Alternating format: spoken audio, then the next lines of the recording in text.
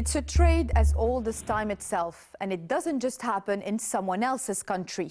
Human trafficking is all around us. The majority of victims work in the sex trade, but even some of the buildings we work in, the food we eat, and many of the clothes we wear bear the fingerprints of criminals who use and abuse people for profit. In the first of a two-part series, we look at the staggering scale of this horrendous crime.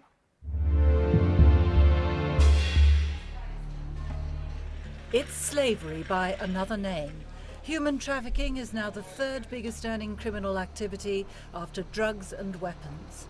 $36 billion a year are made out of treating up to 2 million victims, mainly women and many children, as a commodity that can be bought and sold. Egypt's First Lady, Suzanne Mubarak, is the driving force behind an effort to eradicate the trade. You see the tip of the iceberg, but what is submerged, I think, is beyond our imagination, especially with forced labor in particular.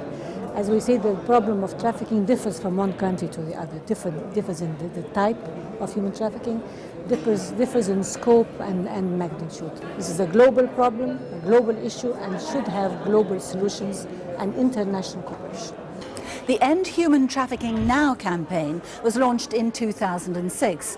A lot of work has been done since then, but this conference is about putting words into action and trying to rectify some of the shortcomings of current anti-human trafficking initiatives.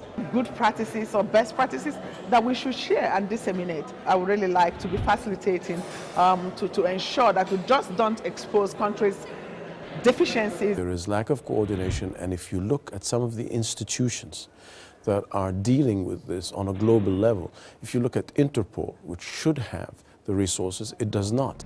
One disappointment is that a 2003 United Nations protocol to fight trafficking has only been signed up to by 2/3 of member states.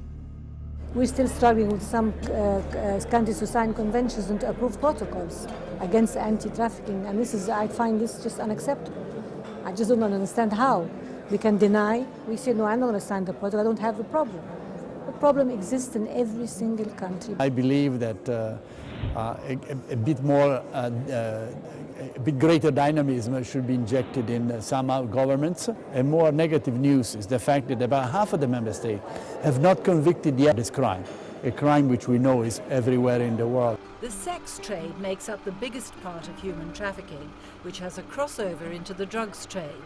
Young girls and women, mainly from Asia and Eastern Europe, are recruited, sometimes even by members of their own family. They're treated like pieces of meat, and the younger and more tender they are, the higher the price. It's a culture of exploitation on the part of the perpetrator, a culture of greed and making fast money, the demand side. The demand side, which consists of young men who want to have exotic sex and therefore take advantage of whatever is available on the market, even if these are sex slaves. There's a fine line between trafficking and forced labor. The International Labour Organization estimates that nearly 12.5 million people are forced to work, and of those, nearly 2.5 million have been trafficked, the majority of which are in Asia and the Pacific region.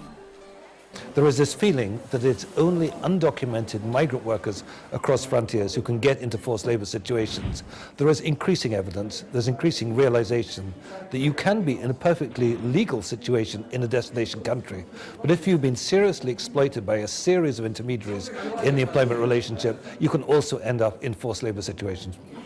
Poverty is a common denominator for the victims, many of whom are drawn to the cash-rich, fast-growing economies of the Gulf region. Some of the workers on construction sites and domestic workers in the region end up being abused.